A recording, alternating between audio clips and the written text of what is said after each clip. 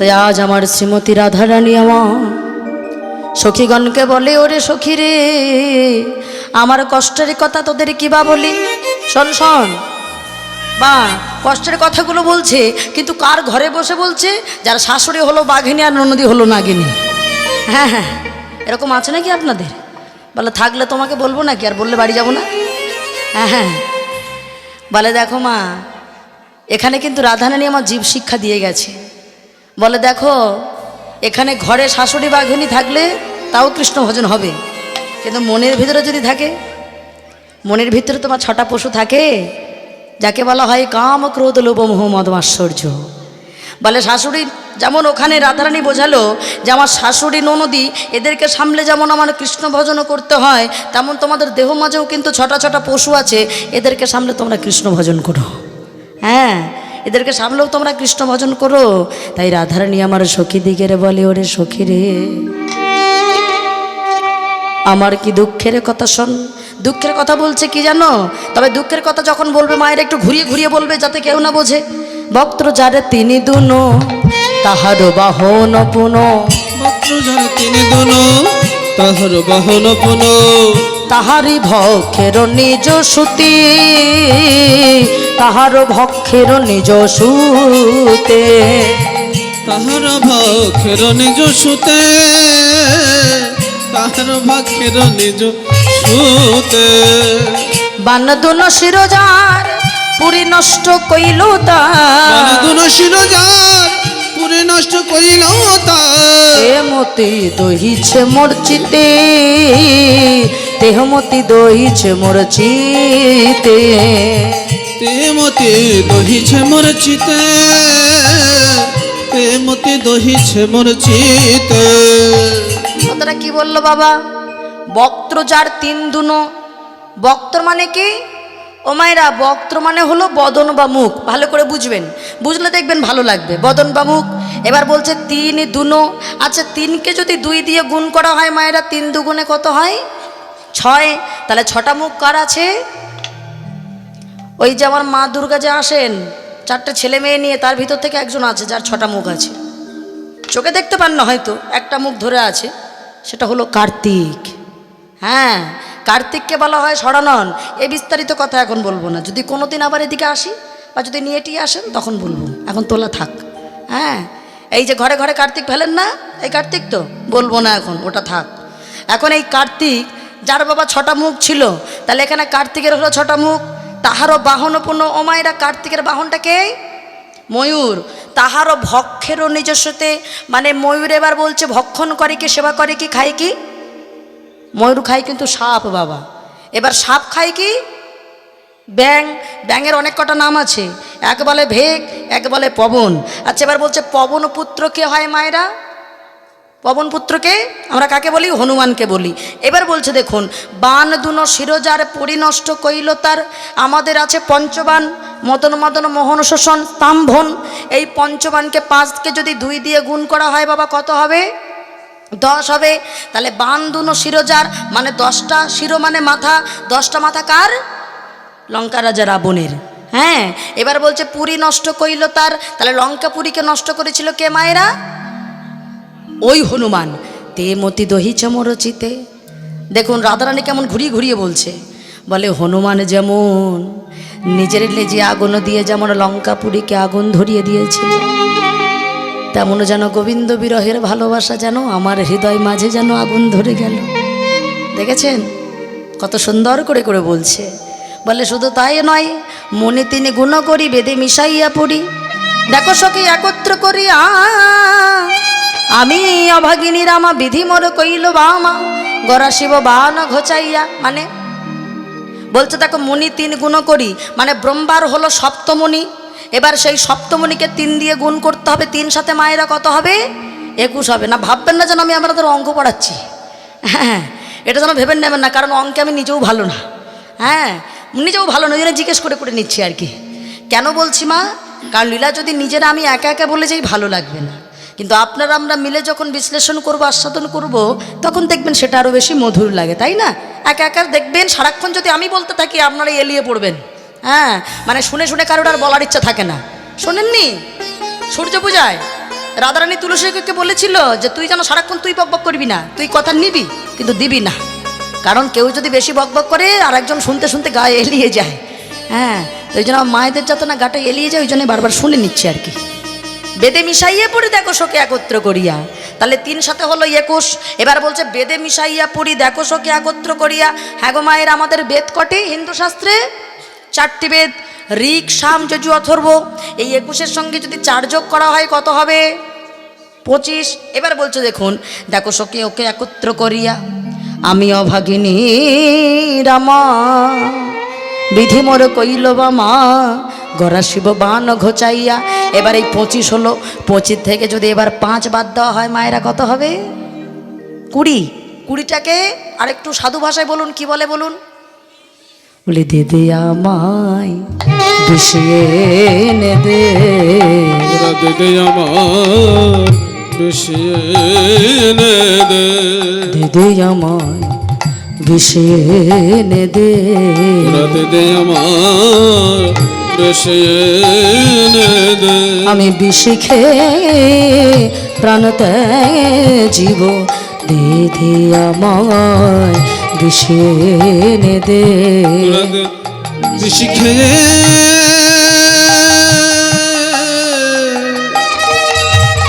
প্রাণতে জীব, হে গোবিন্দ তোমার হলাম বলে, বিষি খেয়ে প্রাণতে, হে গোবিন্দ তোমার হলাম বলে। নিতাই গৌর হরি বল, হরি বল, হরি বল। গোবিন্দ তোমার হলাম বলে, বিষি খেয়ে প্রাণতে জীব, দে দে আমার বিষিয়ে নে দে। রাধানী আক্ষেপ করে বলছে, সখীরে আমি আমার গোবিন্দকে আক্ষেপ করে বলতে চাই, ওগো বধূ গো, তুমি দেখে যাও একবার তোমার অদর্শনে বৃন্দাবনের কি দশা।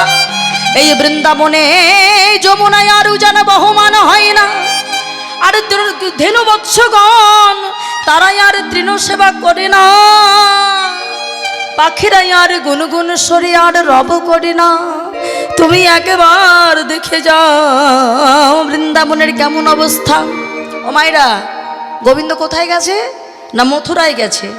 যেমন নিজের মামা কংসকে যেমন সাজা দিতে হবে, সেই সঙ্গে আরও একটা কাজ বাকি মায়েরা। সেটা কি? সেটা হলো প্রভাস, হলো অভিশপ্ত। কেন প্রভাস এই অভিশপ্ত কেন? কারণটা মায়েরা একটুখানি ছোট্ট করে শুনে নেবেন। কারণ আমরা যে লীলাটা আস্বাদন করছি সেটা যদি না বুঝতে পারি, একটু মন দিয়ে শুনবেন। প্রভাস কেন অভিশপ্ত হলো, এই কারণ জানতে গেলে আমাদেরকে যেতে হবে সুতপামণি সুরুচি দেবীর ঘরে। হ্যাঁ মায়েরা, খুব মন দিয়ে শুনুন। প্রভাস এমনি এমনি যে কোনো মানুষকে কেউ এমনি এমনি অভিশাপ দেয় না বাবা। সুতপামণি সুরুচি দেবী, তাদের কোনো সন্তান ছিল না। আচ্ছা বলেন তো মা, তার সন্তান থাকলে কি লাভ হয়? ওই যেমন গোবিন্দ ঘোষ প্রমাণ করিয়েছিল যে ঠাকুর আমার ছেলে মারা গেছে, আমার কে শ্রাদ্ধ শান্তি করবে? বলেছিল আমি করব। যেমন আজকেই মা মারা গেছেন, ওনার ছেলে আছে বলে উনি শ্রাদ্ধ শান্তি পেলেন, যদি না থাকতেন কে করত? এটাই তো পিতামাতার পরম পাওয়া। তা বলে বসে, ঠাকুর গো তুমি আমাদের সব দিলে, কিন্তু তুমি আমাদের সন্তান দিলে না। প্রভাস কেন অভিশপ্ত? এইটাই কারণ বাবা। ভগবান কৃপা করে একটা সন্তানও দিলেন, একটা ছেলে হয়েছে, বড় আশা করে দিয়েছে মা চিত্রাঙ্গদা। হ্যাঁ, আজকাল আমরা যা নাম রাখি বাবা, তা কোনো নামের মানে খুঁজে পাওয়া যায় না, কিন্তু নাম রেখেছে দেখুন চিত্রাঙ্গদা। ছেলেটাকে বাবা তো মুনি, কৃষ্ণ নাম শুনে শুনে বড় হয়েছে, খেলা করে কৃষ্ণ নামেই খেলা করে। কিন্তু আজকে ছেলের 5 বছর। ও মায়েরা, এখনকার দিনে যুগ উন্নত, এখন 1 বছর থেকেই জন্মদিন পালন হয়ে যায়। কিন্তু আমার সময়ও এতটা মনে হয় উন্নত ছিল না। আমার সময়ও 5 বছরই জন্মদিন হয়েছে, আপনাদের হয়তো নাকি সেটাই। এখনকার যুগের সঙ্গে তুলনা করলে হবে না। তা বাবা যখন 5 বছরে পড়েছে, বলল হ্যাঁ রে বাবা, তোর তো 5 বছর হয়েছে, আজকে তোর জন্মদিন বাবা, আমি তোর জন্মদিন পালন করব। তো কি দিয়ে? আমরা তো ইংরেজ আমলের এখন অনুষ্ঠান করি বাবা, বাতি নিভিয়ে দেই, আর কি করি? কেক কাটি। এটা কি হিন্দুদের নিয়ম?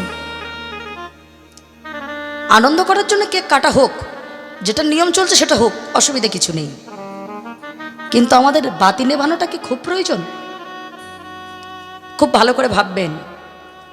আগেকার মায়েরা কি করতেন? পরমান্ন সাজাতেন, মানে পায়েস, সবাই ধান দুব্বা দিয়ে আশীর্বাদ করত, আর প্রদীপের শিখাটা মাথায় দিত। কেন? বাবা, প্রদীপের শিখা যেমন উজ্জ্বল করছে, তুই আমার সন্তান তেমন উজ্জ্বল হয়ে বেঁচে থাক বাবা।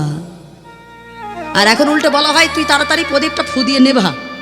কেন না? তোর জীবনে যতটুকু আলো ছিল ততটুকু যেন আরো নিভে যায় উল্টে, এটা বলা হয়। পরমান্ন তো দেবেন, যেটা বাবা দেওয়া উচিত তা তো দেবেন, সন্তান যেন ধুতে ভাতে থাকে এটা তো দেবেন, সেই সাথে কেক কাটুক, অসুবিধা কিছু নেই, কিন্তু প্রদীপটা কোনোদিন, ওই বাতিগুলো কোনোদিন নেভাতে দেবেন না, ওটা জ্বলুক, যতক্ষণ পারবে ওটা জ্বলুক। এই নিয়মটা সনাতন ধর্মের মানুষের রাখা উচিত বাবা। আপনি নিজে হাতে আপনার সন্তানকে ক্ষতির দিকে পাঠিয়ে দিচ্ছেন, সেটা আমি নিজে বুঝতে পারছি না।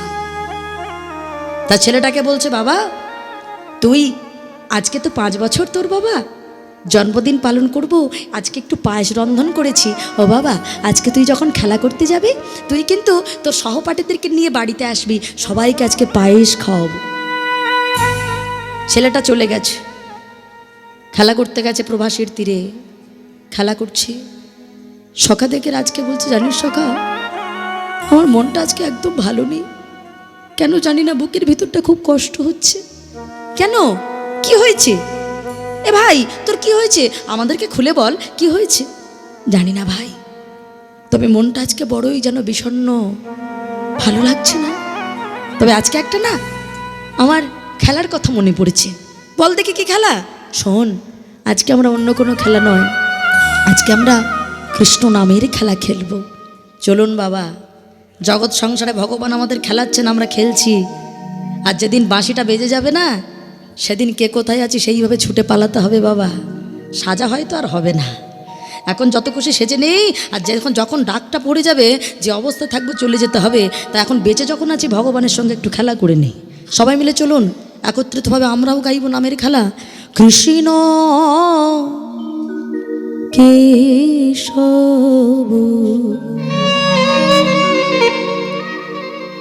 কৃষ্ণ কেশব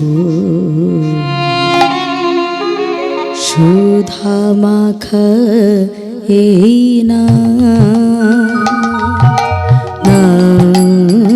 রে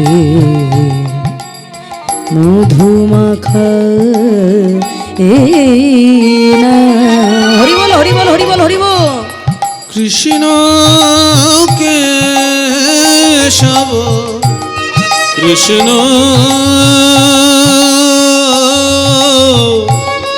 মাধব সুধা মাখা, সবাই তালে তালে নাম নাম জপ মধু মাখা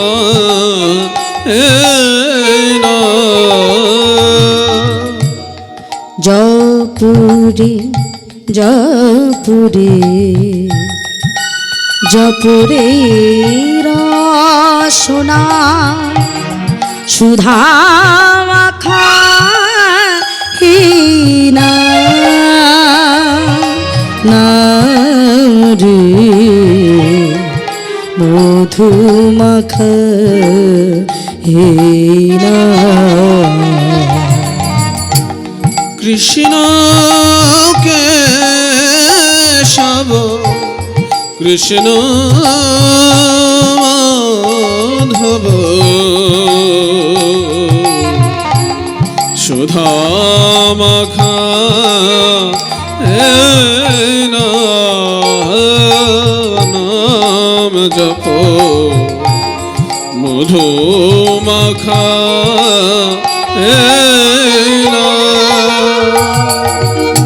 এই নামের সুধা জীবা করে পা ক্ষুধা তৃষ্ণাতা হয় অবসান।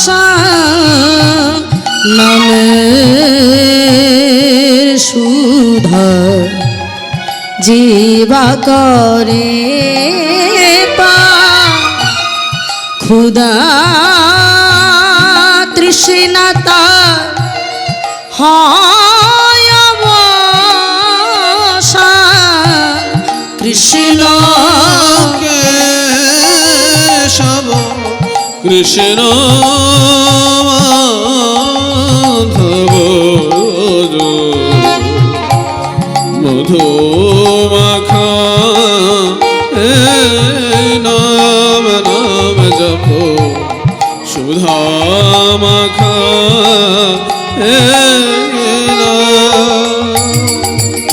এমন ভাবে যেই না নাম করছে, আর নাম করতে করতে হঠাৎ করে কেউ যেন তার শিওরে জানিয়ে দিল, ওরে চিত্রাঙ্গদা, তোর আর বেশিক্ষণ নেই, তুই একবার তোর মায়ের সঙ্গে দেখা করিয়া। ও মায়েরা যেই না বলেছে এমন করে মায়ের সঙ্গে দেখা করে হয়। কি আমার আমাকে কে বললো? কে কে আমাকে এমন করে বললো মায়ের সঙ্গে দেখা করতে? সখাদেরকে বলছে, সখা তোর একটুখানি বস, আমি আমার মায়ের সঙ্গে দেখা করে আসি। এই বলে ও মায়েরা রিপিট হচ্ছে, মায়ের সঙ্গে দেখা করতে যাবে বলে তাড়াতাড়ি করে সখাগরকে খেলতে দিয়ে ছুটে চলে গেছে। আর সুরুচিদেব তখন পায়েস রন্ধন করছে। ও মা, মা একি, এই বাবা তুই এখন এসেছিস কেন? তোর কি খেলা হয়ে গেছে? কই তোর তো সহপাঠে আসেনি। ও মা, তুমি আমাকে একটু কোলে নেবে মা? জানো মা, আমার কি মনে হয় জানো, তোমার সঙ্গে আমার আর কোনোদিন দেখা হবে না।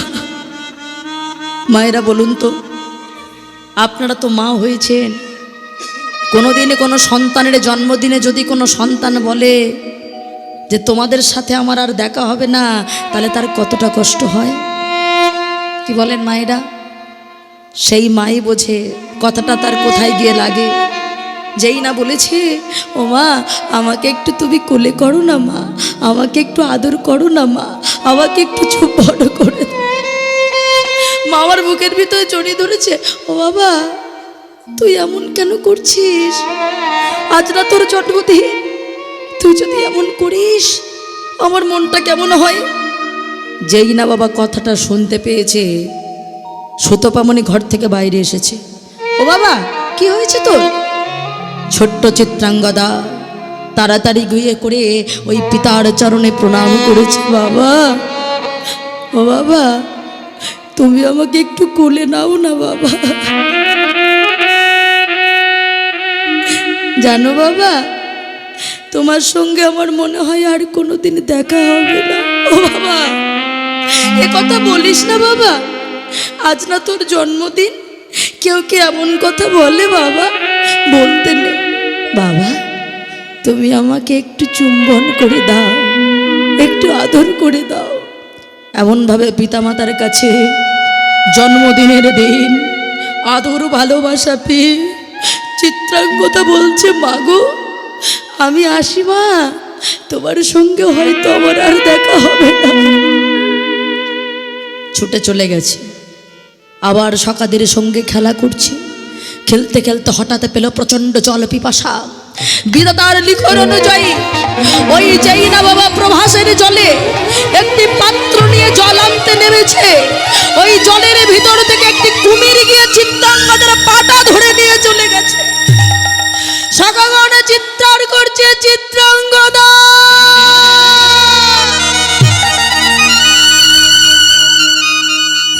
চিত্রাঙ্গদা উঠে আয় বাবা। কথাই বলে ভাগ্যের লিখন কোনোদিনই খণ্ডানো যায় না মা। যার যেদিনে মৃত্যু সেদিনে মরতে হবেই মা, সে যদি 5 দিন হলেও মরতে হবে। মারা গেল চিত্রাঙ্গদা। সখাগণ ছুটতে ছুটতে সুতপা বুড়ির কাছে গিয়া বলছে, বুড়ি ঠাকুর চিত্রাঙ্গদা আর নেই। বুড়ি ঠাকুর চিত্রাঙ্গদা যে ওই প্রবাসের জলে ডুবে গেছে, আর নেই।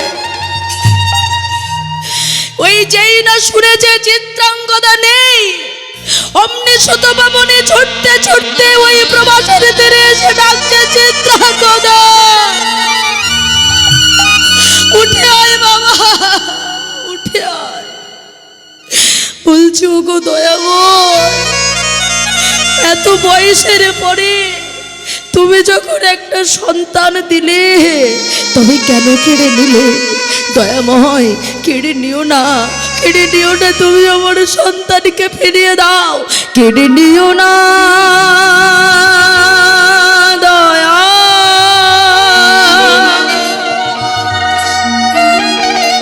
কেড়ে নিও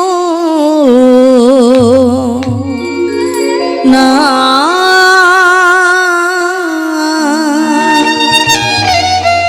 দিলে যদি পুত্র মোরে, তবে কেড়ে কেন নিতে চাও? সইতে পারি না ঠাকুর, কেন এত দুঃখ দাও দয়া,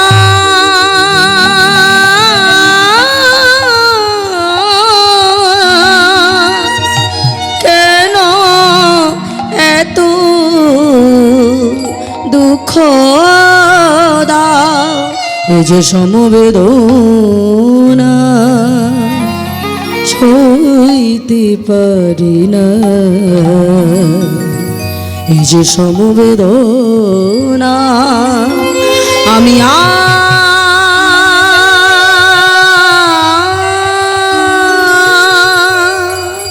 সইতে পারি না, আমি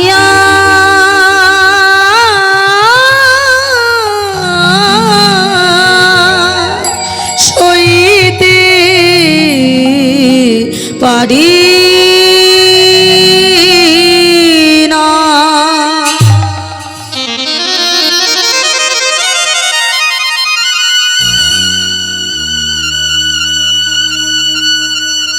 কি কে কেড়ে নিল? ও প্রভাস, তুই কেড়েছিস? তোর জল শুনেছি পুণ্য কাজে লাগতো, তোর জলে সবাই নাকি স্নান করে পুণ্য হতো। তবে আমি অভিসম্পাদ করছি, শোন প্রভাস, আজ থেকে কোনোদিনে তোর জল আর পুণ্য তোর কাজে লাগবে না, তোর জলে আর কেউ কোনোদিন স্নান করবে না। ওরে প্রভাস, আমি তোকে অভিসম্পাদ করছি, আজ থেকে তুই নরকে পতিত হ। আজ থেকে তোর জলে কেউ স্নান করবে না, তোর কুলে আজ থেকে কুকুর বিষ্ঠা ত্যাগ করিবে। মায়েরা, আর যাই হোক, যারা সঠিক মুনি ঋষি ছিলেন ওনাদের অভিসম্পদ কিন্তু লাগতো। প্রভাস এবার সমূর্তি ধারণ করেছে। মুনিবর, আপনি ভুল করছেন, আমি তো দোষী নই। একটা কথা জানবেন, জন্মিলেই মরিতে হবে, কথাটা চিরন্তন সত্য।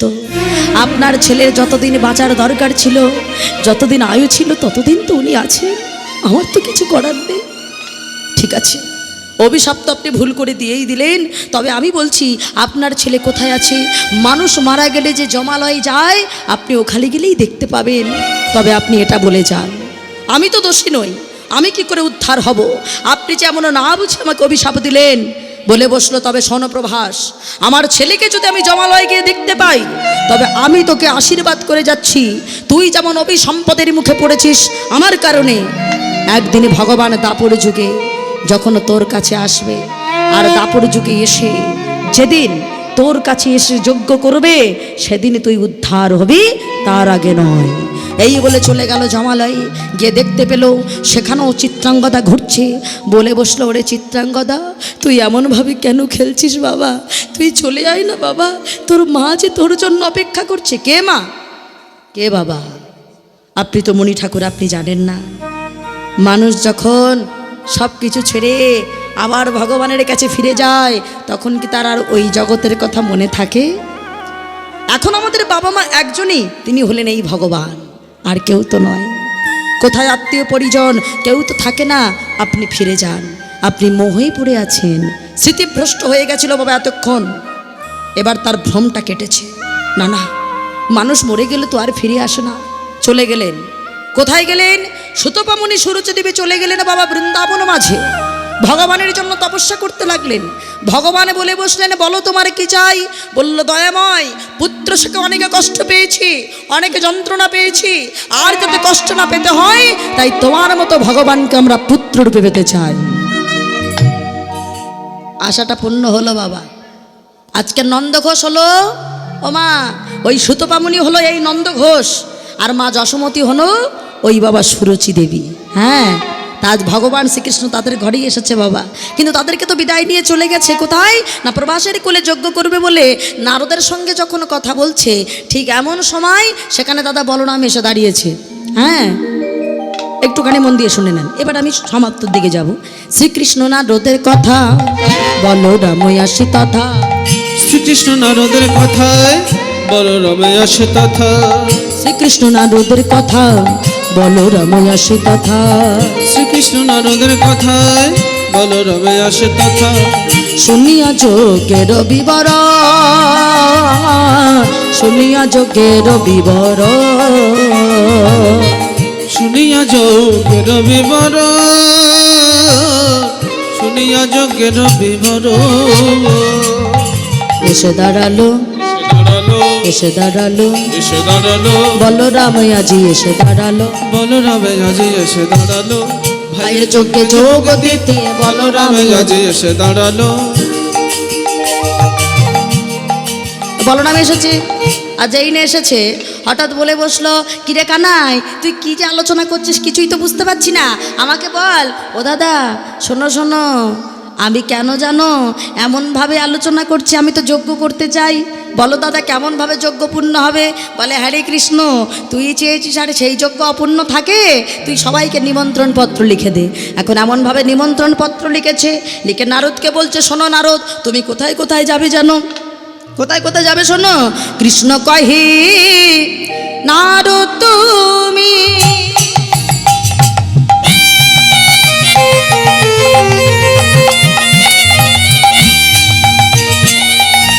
করনি মন্ত্র,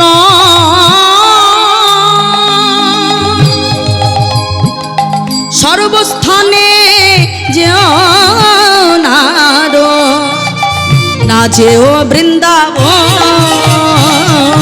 কৃষ্ণ কহে, শোনো নারদ,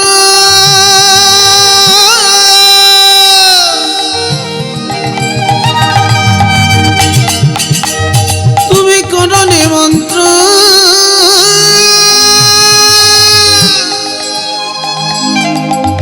সর্বস্থানে যেও নারদ,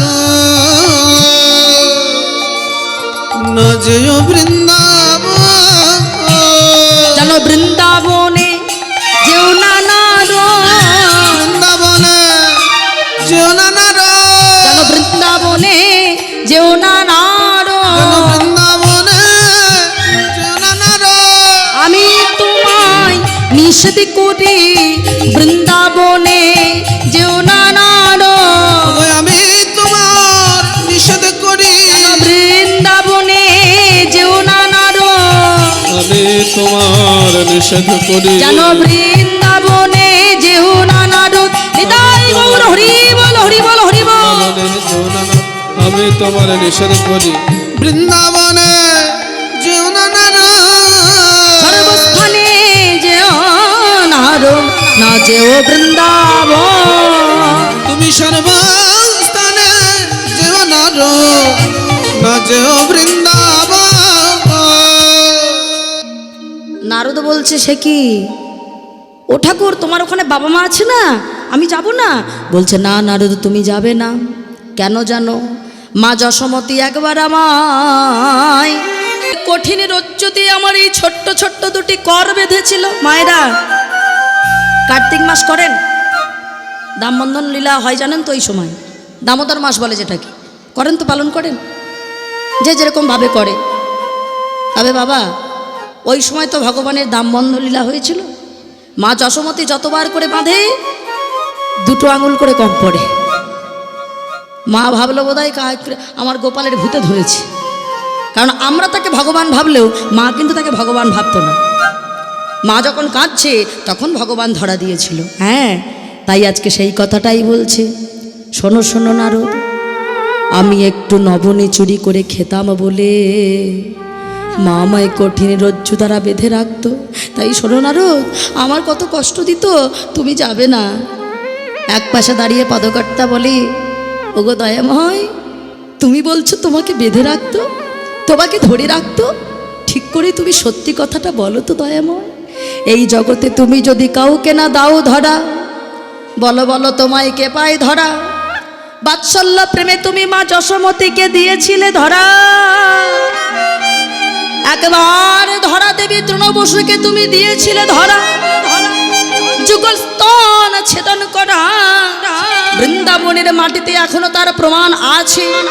আজ তুমি এমন করে বলছো, তুমি যদি কাউকে দাও ধরা তবে সে পাই তো ধরা, না হলে তোমায় কে পাই ধরা? এখন এই কথা শুনে বলরামের একটু মনে দুঃখ হয়েছে। মাইরা এসে বলছি, কানাই, ও কানাই, এ তুই কি বললি ভাই? তুই কিনা মাকে ভালোবাসিস না? ওরে কানাই, যখনই মা মারে ধরে ধুলা ঝাড়ি আবার কোলে করে। কি বলেন মা? মাই শাসন করে আবার মাই কোলে করে, আমার বাছার কত লেগেছে। ওরে কানাই রে, মাতৃভ্যাং গুরুতরা পিতা উচ্চ গগনদপি, মায়ের সমান গুরু নাহি হয় ত্রিভুবনে। পিতা উচ্চ গগন কহে জ্ঞানী জনে, তবে কেন তুই এমন করিস?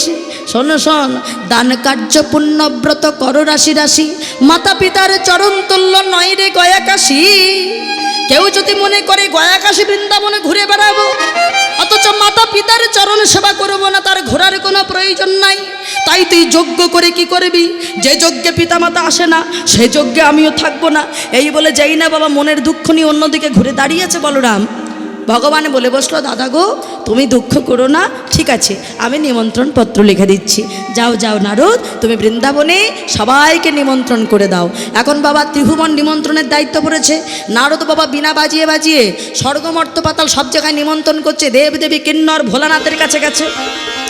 মামা ঠাকুর যে বৃন্দাবন ছেড়ে যে কি ওই সেই প্রভাসের তীরে যজ্ঞ করছে, তুমি কি যাবে না?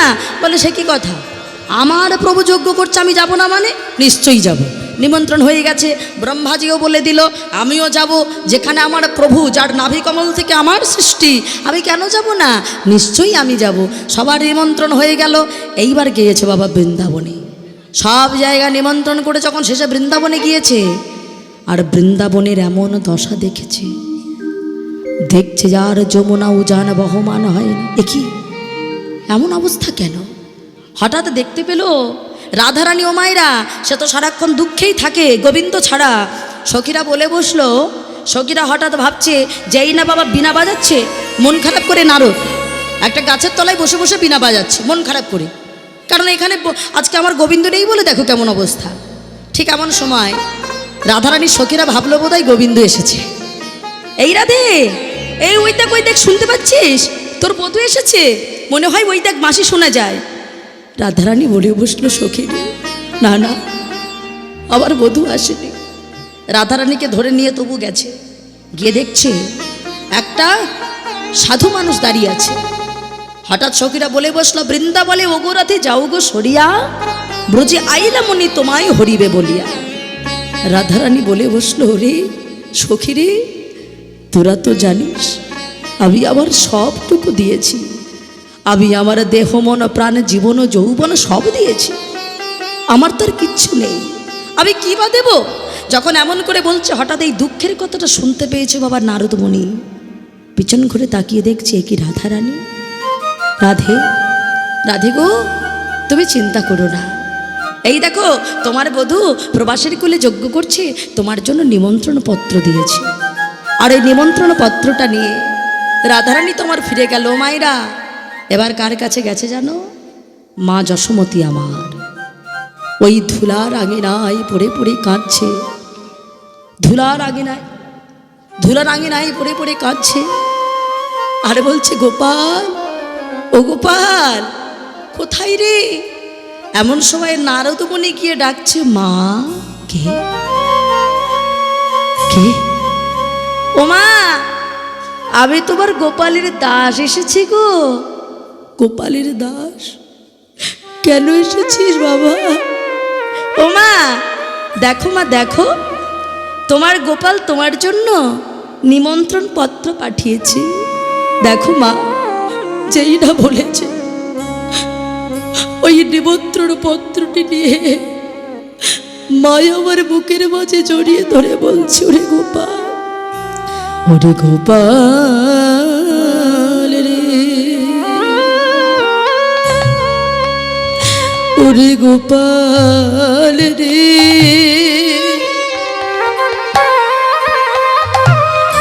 আমি কেমন করি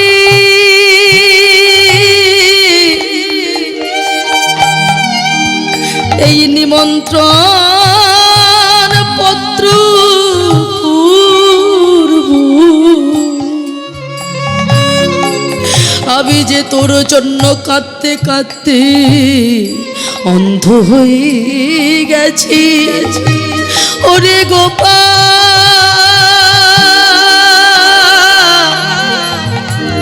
গোপাল, গোপাল,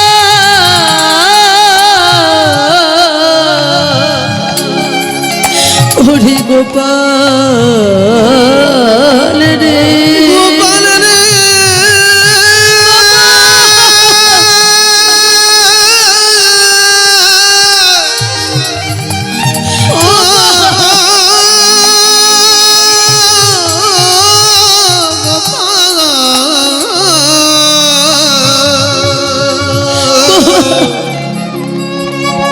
গোপাল রে,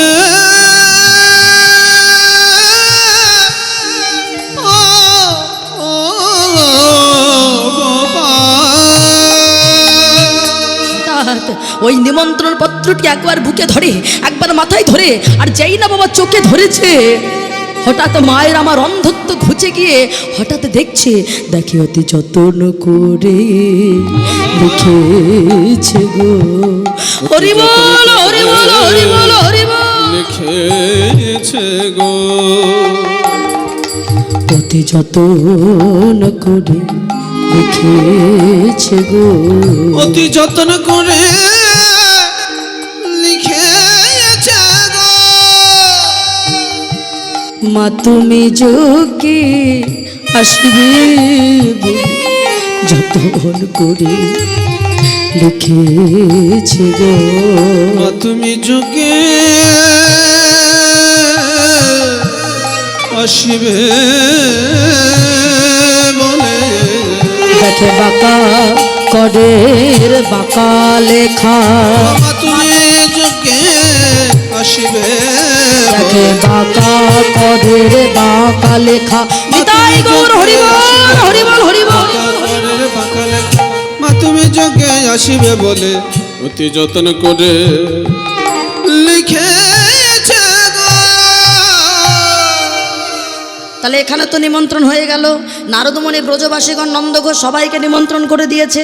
আর রাধারানী আমার আজকে ভেবে নিয়েছে আমি আজকে কারোর কথা শুনবো না, তাই রাধারানী আমার চলেছে মায়েরা সুন্দর করে সেজে চলুন, সবাই তো যেতে হবে, আপনারাও সেজে চলেছেন বাবা, পঞ্চরস নিয়ে সেজে চলেছেন। হ্যাঁ, মায়েরা উলুধ্বনি করে নীলে শাড়ি পরিপাটি কোটিতে বান্ধিল, উলুধ্বনি, উলুধ্বনি, নীল শাড়ি পরিপাটি কোটিতে বাঁধিল, ভুবন ভোলানোর শ্রীমতী সাজিল, ভুবন ভোলানোর শ্রীমতী সাজেল, প্রভাসেচ লীলা ধ্বনি অতি শীঘ্র গতি, উলুধ্বনি, সে চলিলা ধনে অতি শীঘ্র করে, বাধা দিয়ে দাঁড়াইল কুটিলা কুটুমতি, বাধা দিয়ে দাঁড়াইল কুটিলা কুটুমতে, কোথায় বা চলেছ, কোথায় বা চলেছ, বলো কোথায় বা চলেছ, কোথায় বা চলেছ, তুমি ঘরের বউ ঘর ছেড়ে কোথায় বা চলেছ, ঘরের বউ ঘর ছেড়ে কোথায় বা চলেছ, এই দাঁড়ো দাঁড়ো দাদা, কোথায় যাচ্ছ তুমি? হ্যাঁ, কি মনে করেছো? ও, যেই আমার দাদা বাড়িতে নেই সেই তো তোমার দেখতে পাচ্ছি কি খুব সাহস বেড়ে গেছে, যাচ্ছ কোথায়? ও বাবা, কে বলছে? কুটিলা, বাবার নামেও কুটিলা, ব্যবহারও কুটিলা। হ্যাঁ, খায় দাদারই খায়, খাওয়ার সময় কম খায় না, বেশি করেই খায়।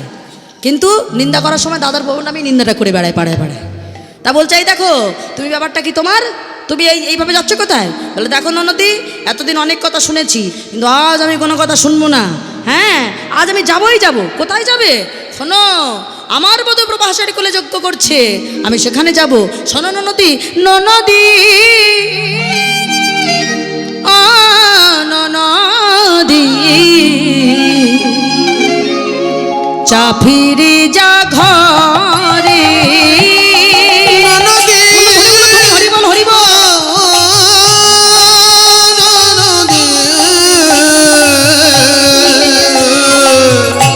যা ফিরে যা ঘরে, ঝুলন দোলায় নৌকা বিলা,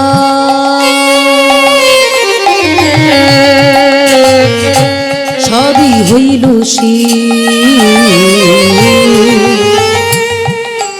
ফুলন দোলায় নৌকা বিলা,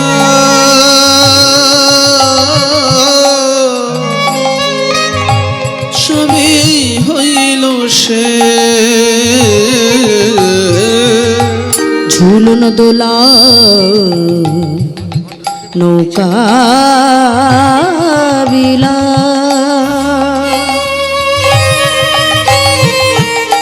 সবই হইল সে।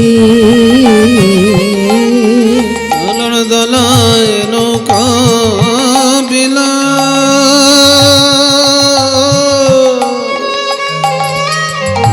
সবই হইল সে। ননদি ও ননদি, যা ফিরে যা ঘরে। ননদি ও ননদি, যা ফিরে যা ঘরে। প্রভাস চলিলাম আমি,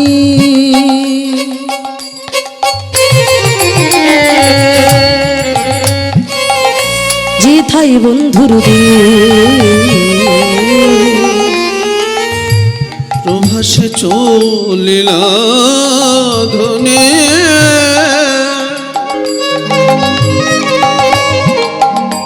যেথায় বন্ধুর দে। প্রভাস চলিলাম আমি,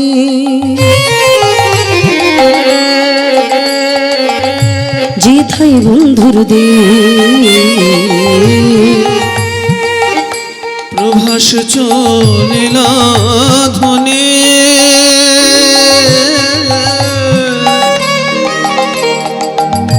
যেথায় বন্ধুর দে।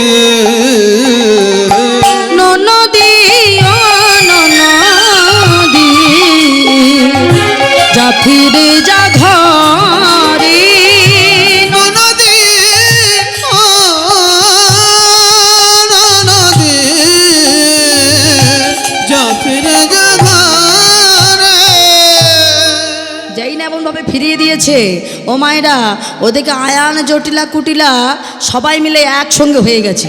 হ্যাঁ, কুটিলা দাদাকে ডেকে নিয়েছে, এই এক্ষুনি আয়, এক্ষুনি আয়, দেখ তোর বউ আর কারোর কথা শুনছে না, তোর বউ নাকি ওই প্রভাস যজ্ঞে যাবে।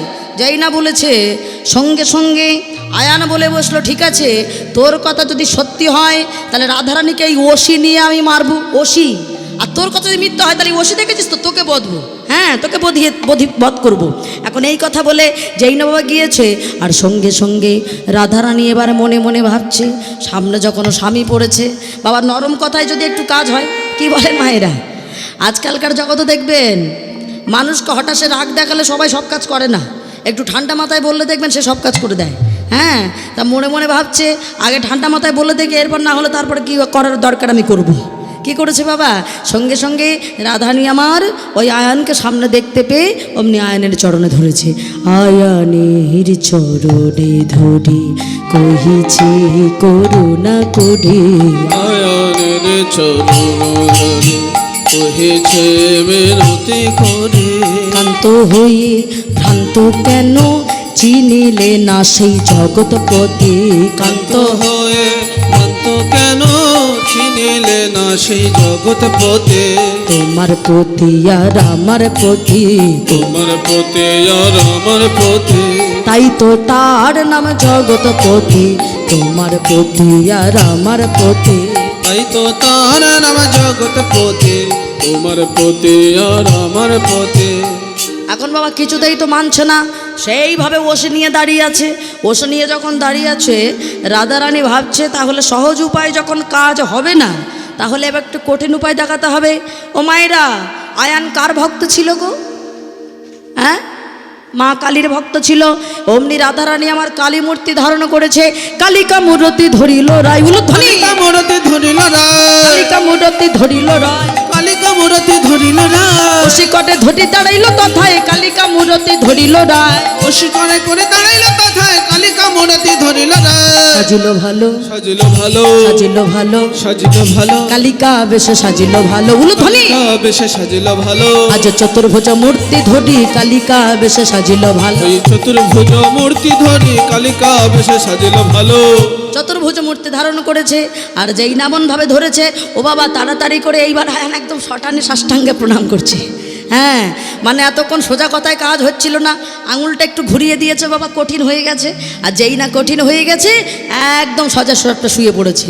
শুয়ে বলছে, ওগো রাধে গো, আর ভুল করছি না, মম দোষ ক্ষম কিশোরী, চিনিলাম হে ব্রজেশ্বরী, উলুধ্বনি। দোষ ক্ষম কিশোরী, চিনিলাম হে ব্রজেশ্বরী।